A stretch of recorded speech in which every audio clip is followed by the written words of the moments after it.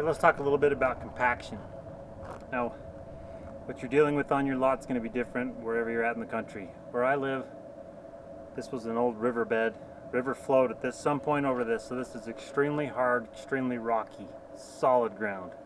But you might live in an area with floodplain silt. That's how that land was built up, or thousands of years of dust being laid down and rained on and compacted. So Mother Nature compacts that up, your dirt on your lot, and then you come and you dig, and as soon as you dig, it's what we call disturbed soil. That soil is now fluffed up, and it either has to be compacted or removed. So you have two types of compaction, cohesive and non-cohesive. Non-cohesive is basically everything you're going to get from the pit, like road base, pea gravel, 3/4 inch gravel, all of the fine material like particulates. Then you've got cohesive, which is picture your garden, your fluffy garden with a worm running through it. It's cohesive because if you get it wet, it lubricates and it slips around each other. So with non-cohesive soils, gravels really, what you have, the type of compaction you need for that is vibration. So you dump in gravel. If you dump gravel out of a dump truck, it lands at about 80%, 85% compaction. And then you run over it with a vibrating plate, and what you're doing is, in road base especially, it piles in and it hits all together, and when you come through with the vibrator, all you're doing is just letting everything come together and tighten up. You're lining up all the grains. And depends on the size of your vibrator, but I have a small one, so you need to do small lifts to get that to compact down. Gravel's not as bad, but road base especially. Sand pretty much goes in, there's not much you can do with it. And then cohesive soil, which I'll show you, kind of have a lot of that on here mixed with dirt. You need about 30% moisture as the target for compaction with force, with the jumping jack or wheel rolling. So I wetted down all of my stuff. I dug a big pit on the top and filled it full of water and let it soak through the pile. Got a little too muddy. But if you can grab it and make a bit of a ball, and it will kind of hold in that ball, but it's not wet, that's where you want to be. And that kind of dirt with the water lubricates the particles, and then as you come by with that jumping jack, it just knocks it down. You can do 18-inch lifts with the jumping jack and get good compaction. So those two different types of material, and each type has a bunch of different subcategories of that. Got to be really careful of clays and expansive soil.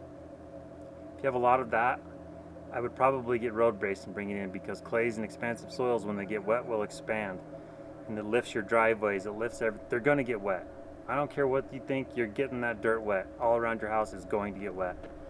So just be careful, find out what kind of soil you have. If it's not good, get rid of it, bring in good stuff. So let me show you some of the soils and the differences between them and what we did to compact everything. Compaction is the most overlooked and most important thing at this stage of the job. I see so many people dig a hole with this fluffy dirt like flour, and they push it back in on their backfill and just hope for the best. 2 years later, their landscape sinks 18 inches. Just take the time and do it now. It just always pays for itself. Against the house where you have a driveway, I like road base or a soil that you can compact tight, because then water can't penetrate it as easy. If you just dump gravel in the hole, that's a conduit for water to travel over and down your wall. Water flows through gravel like nothing. So it's like a plug, like a cap. Maybe you bring gravel up a little bit, put 2 feet of road base and compact the crap out of it, and that will give you sort of a plug, kind of a waterproof barrier on top. Okay, let me show you some of the soils. Here I've got pit run unwashed sand. It's really dry. If you can get anything you have, try to get some moisture in it. Get down to some wet stuff. It almost starts to clump up a little bit, almost makes a ball. You gotta have some moisture in it. You ever tried to compact flour? Won't work. This is all the backfill material that I ran through the screen. So 2 inch, like that rock there, 2 inch or minus. And this is the kind of stuff that I'm talking about. It's got a little moisture in it. See that? That will compact so tight with that jumping jack. It's got, I don't know, if you look at fines, there's loamy stuff in there. I think a little bit of clay, but not much. But if you get in just a little bit of moisture, that's what you need for compaction. And that's what we've done. This whole thing here.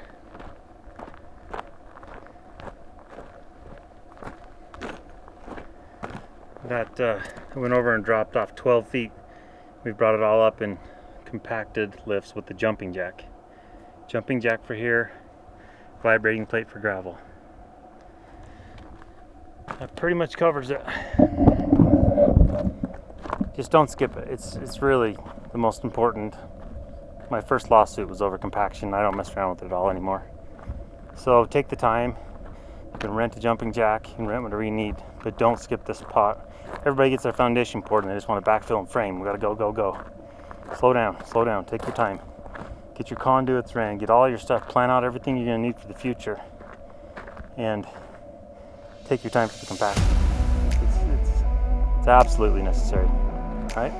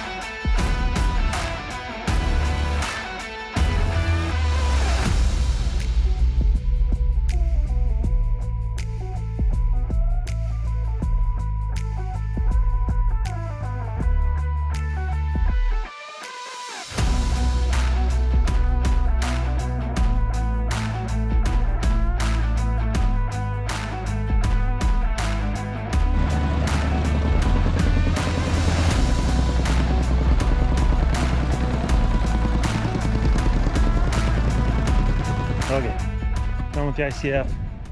Remember, I didn't know where to go next, but I've decided that water is probably my #1 thing, because I gotta have water for compaction. You can't compact dry material. You ever tried to compact flour? Doesn't work. You gotta have some moisture in it. So I gotta get all my conduits and all my stuff. So $2,600 in conduit, $750 in water line. So I'm gonna try to get all that in and just keep moving. The boys got, we did that all today. They're gonna pour Tuesday, today's Friday. So I'm getting overwhelmed, man. I'm gonna have so much to do. So I gotta come over here. Ooh. Got my water line sleeve and 2 conduits for the shop. So you gotta run over here. I got a trench through here. Service panel's going right there. 2.5-inch line all the way over there. I gotta hook up my water lines here, dig that out. I got a bunch of crap to do. Okay, big moment. We're gonna try to get water. Man, I've been waiting for water. I got the well all wired up over there. If I wired it wrong, I'll burn up the $4,500 pump.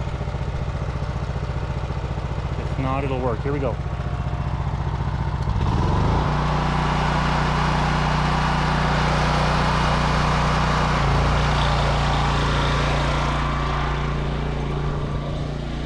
Generator's working.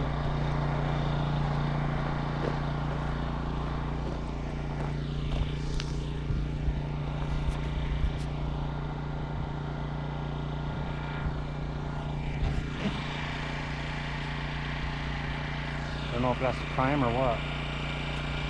Building pressure.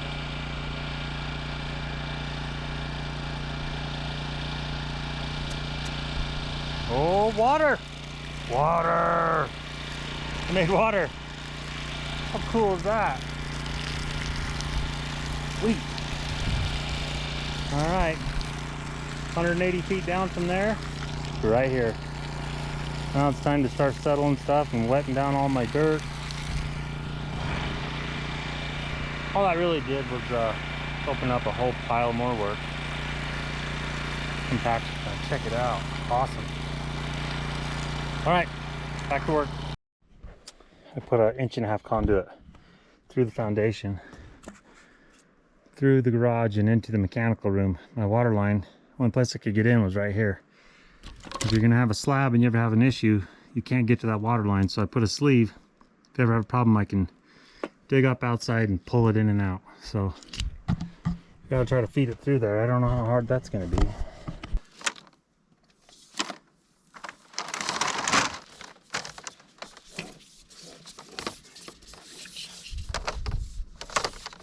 Yeah, I got about 12 inches sticking out of the foundation. There's going to be a T right here.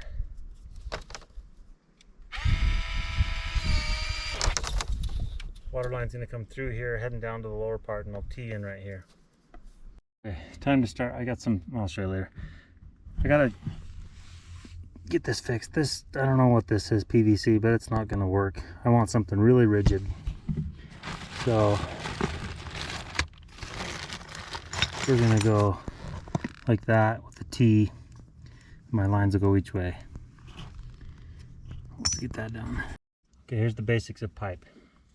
Get your Teflon sealant, pipe thread sealant.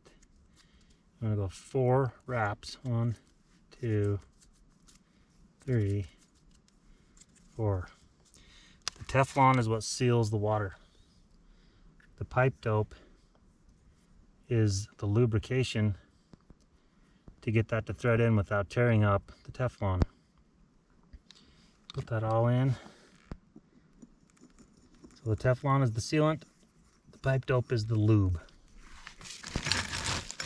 Just gonna thread a bunch of them all on here, and I'll tighten them up all at once. I'm doing 3 at once. That's the benefit of putting your pieces all together. Hand tight, about all you got by hand, and then a couple turns with the wrench. You don't need a whole lot.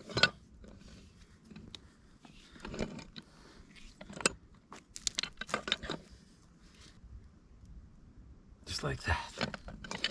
Now I can tee my water lines. Oh man, I'm gonna have to do some digging. Digging never ends. Alright, that's 6 inches.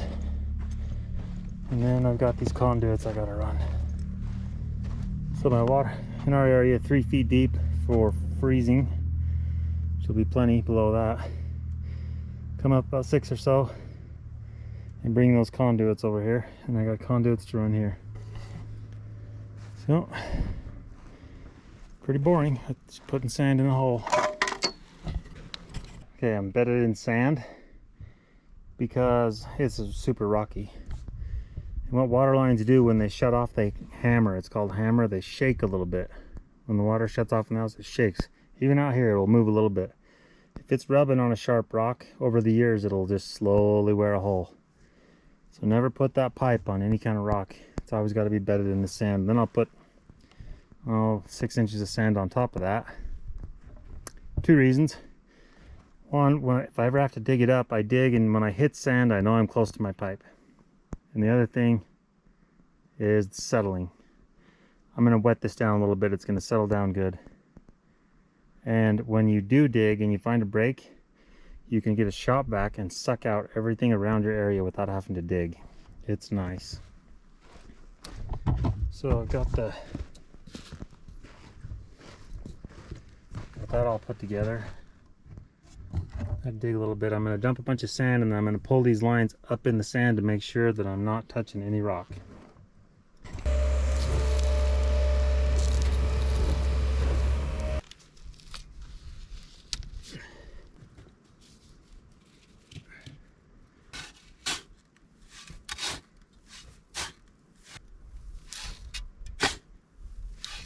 If you're going to put in a freezeless faucet, one of these things,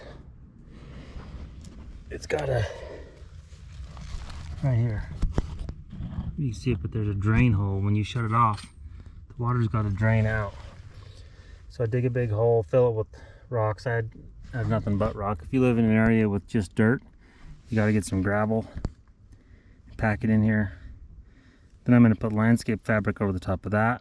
Then I'm going to wrap the pipe with landscape fabric, and I'm going to pile rock all around that, so I have a complete drain well for it.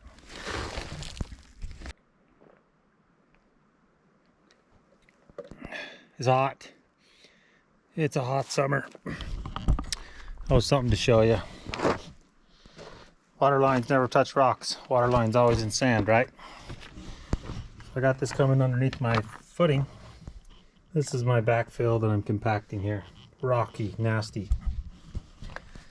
So I'm going to take this bucket, I'm going to fill it with sand, do my lift, pull it up a little bit. It's kind of like a slip form, and that'll keep me in a column of sand all the way up. Details. Don't ever want to deal with it again.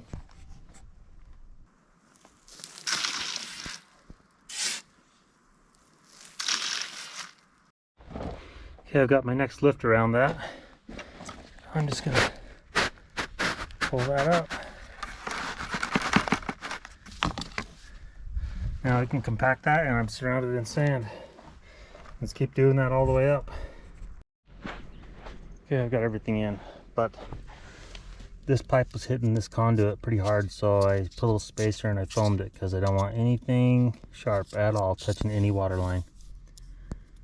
Water line, 2 conduits for the shop for cameras, and another alternate for whatever I might want to put over there from the mechanical room. 2-inch main supply power going underground all the way to the other side. 1.5 inch is power from the propane generator to supply the house if we lose power. 3/4 is the controls for the generator. 1.25 inch goes to the wellhead. I'm going to put it in a little higher. I got to dig through here.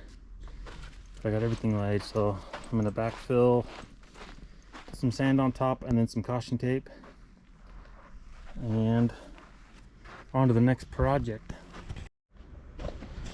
Okay, putting gravel at the base of this like a French drain, and also have a water line that I'm going to bed in this gravel, sloping down. The other reason I want a bunch of gravel in here, super unstable bank, and I don't want that thumping to bury somebody, so our next lift should get us pretty close to safe. So this will let water flow if it gets in here at all, and then I'm going to put landscape fabric over the top so that the silt doesn't go down and plug it all up. And then we'll also keep the water line in gravel all the way. Okay, I got my water line, and I'm going to put the landscape fabric over the top. If you don't do that, silt will eventually fill in all these holes and she won't drain anymore.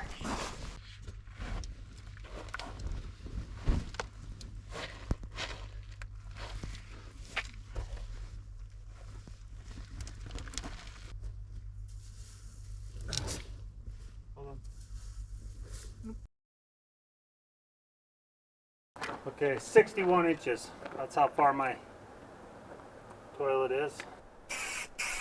And it's 19 feet. I figured it out on the plan. And then I got a little mechanical room behind that.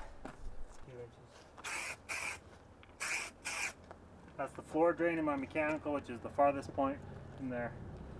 I got to measure my total run. We'll talk about the fall. I measured it out. What I had is my toilet's right there at 19 feet. My floor drains 3 more feet. That's 22 feet. I figured that out. The turn down to the thing is 93 feet. 120 feet is close enough. Now, you want interior plumbing is 1% slope, which is 1/8 inch per foot. Every foot you drop 1/8. Outside you can go 2%. I'm going to go 1.5%, which is 3/16. Got my construction master again. 120 times 3/16 gives me that 22.5 inches of fall from the bottom of the pipe. We're always measuring off the bottom of the pipe. And here's some plumbing stuff. You don't want to go steep. You want to go shallow and still flow, because if you go steeper than 2%, so you're like 5%, what happens is your solids or your water will outrun your solids.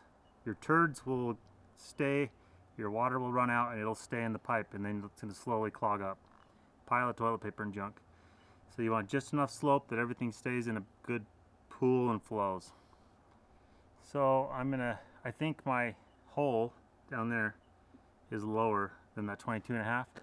So I'm gonna start there at my lowest point and I'm gonna work backwards uphill, just getting my grade. Got one of my best friends is a plumber. He's coming to help me on Tuesday with the sub rough. It's Saturday. Then I'm gonna bed that sand as close as I can get to that grade so that when he gets here we can just move quick. All right. Another thing, I got a floor drain with a P-trap under it here in the mechanical, my farthest point. You need 9 inches to clear that P-trap, your floor drain and your P-trap. So, gotta watch that, and I gotta make sure I hit that. If you're going downhill and you need to drop, you stay at 1% and then you 45. Waterfall that stuff so that the water doesn't speed up and leave the solids. All right. I'm gonna get my laser and start shooting up and making some chalk lines and putting some sand in and get that all done, and we'll do something else because it's so much to do here. All right, let's do it. I got a 5-inch floor that sits on the top of this footing. There's top of floor. I'm gonna start down 9 inches, 23 feet. Times 3/16, 4 foot 5 and 16 plus my 9 inches drop. 13 and 5/16.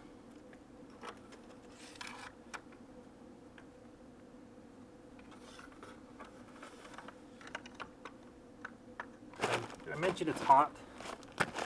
I'm so tired of this heat. Please be above the dirt.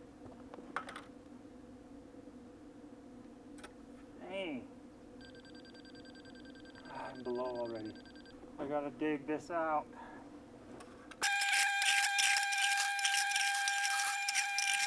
I can't really chalk a line because those big blocks are in my way, so I'm gonna just do math. Far side of that column is 13 feet from here, so I'm just gonna keep doing the math and changing my laser and marking. 13 times 3/16 is 2 and 7/16.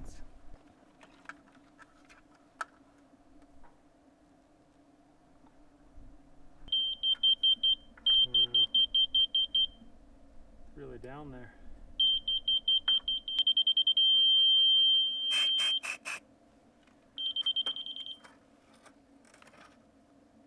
Now these columns are 20 feet apart. I'll just keep doing that.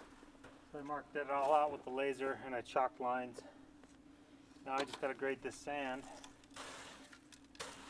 Pretty close, doesn't have to be perfect. We're gonna grade the pipe when he gets here.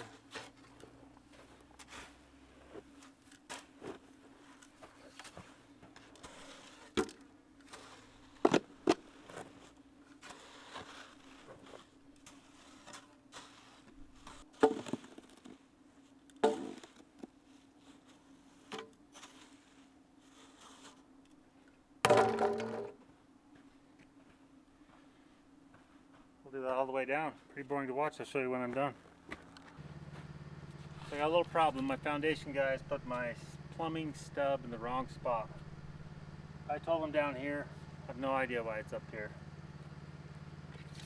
So it's pretty easy to drill a hole, but rebar is always your problem. And I measured actually when I was looking at it, there's a bar 3 inches above that footing. So I'm going to try to find that, and hopefully I don't hit rebar, and this will be quick and easy because I got a lot to do.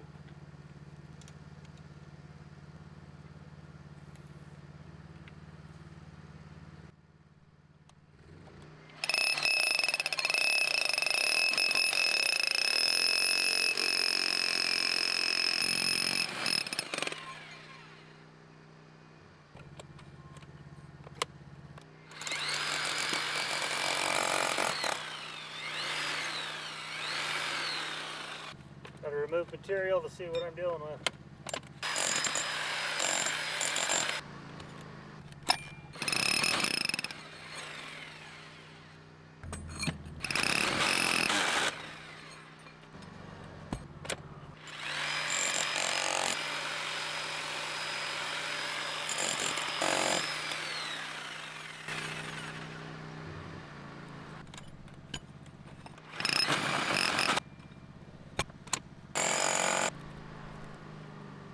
dead center of my hole. Freaking rebar. Ah, there she is. That's all right. I can go around it and I'll cut it out. Done it before. Didn't want to.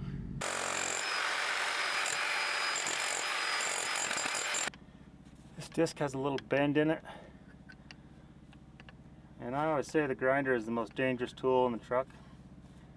So I'm going to start her kind of away from me. Fine.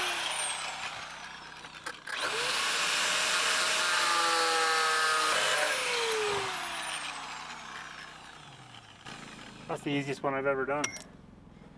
Because this was really close to this wall. It wasn't centered in the wall. That wasn't bad at all. Like a 10-minute job. All right, next job. Let's go, let's go.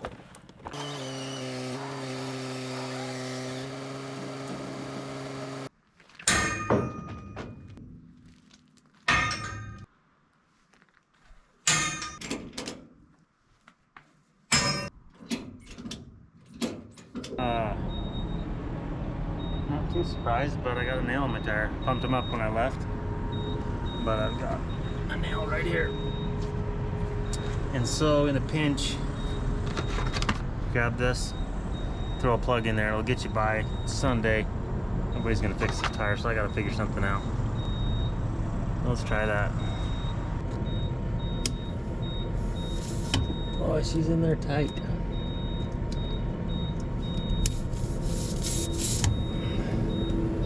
Oh, it's a screw.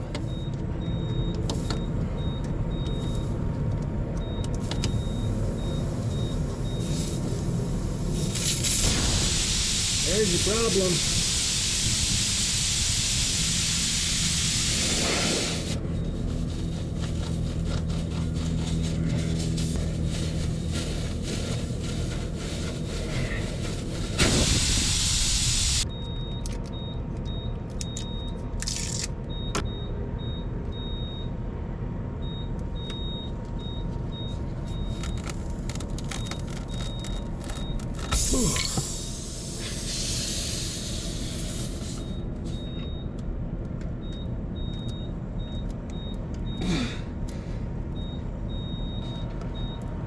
There we go.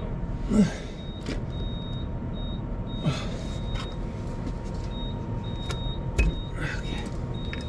That will hold more air than a nail will. Fill her up and get on the road. Get out of here. A little bit of stuff always happens. Always gotta be ready. Okay, so I'm headed to Reno. Need insulation to put underneath that slab.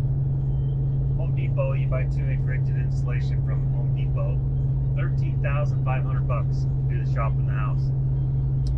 So I got on the Google, did a little looking, and I found some reclaimed stuff that meets code for the PSI, but it's in Reno. $3,800. So I got a $10,000 drive I'm gonna save. And I gotta take the screen. I guess my year-long borrow is up. Doug needs the screen back, so I gotta haul it up. So I coordinated my ICF membrane to be dropped off at his house by the salesman and paid for it. Every time I go to Salt Lake, I maximize what I can do because I hate going there. So drop the screen, grab the ICF membrane over to Reno, load it up in the morning, get back tomorrow night, and back to work. That's how it's going. I already had a nail in my tire. That didn't work out too hot. Anyway, let's rock and roll.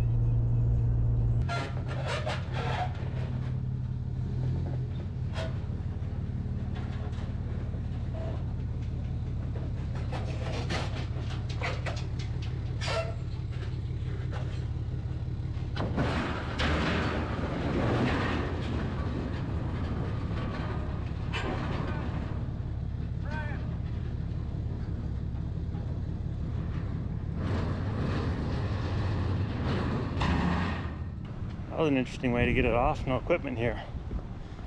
Next step, Resisto. That's my talk to salesman dropping this stuff off. So That's my waterproof. You can't use tar on ICF, so you gotta use this crap. Anyway, tell you more about it later. Alright. Salt Lake in the rear view. Got her unloaded. 7 hours to Reno. What is it? 12:30. Yeah, so put a book on Audible, and the only thing I got to look forward to is Nevada's fluctuating speed limits on I-80. I can't understand that, but that's what we're doing. See you in a while. Alright, I made it to Fernley. That's like 20 minutes to Sparks, Reno, where I gotta go, but I don't like going into the city. I don't like any, I'm a country guy. Sun's going down. It's a crappy parking spot. So I'm gonna walk and go find me some food, and then I'm gonna crash. This house is a lot of work. So I got here at like 9 this morning. It's 11:30. I have one unit they just brought out. 880 square feet of 6,500. I don't know. Nobody knows what's going on in there. I'm gonna get home late. I can feel it already. They gave them warning, weeks of warning. I don't understand people. I don't understand how they run businesses like this. 1 o'clock. They've managed to load less than half. It might be getting me another motel. This is slow. That's another 880.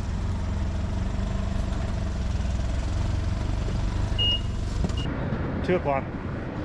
There it is. 500 pounds in foam. 6,500 square feet.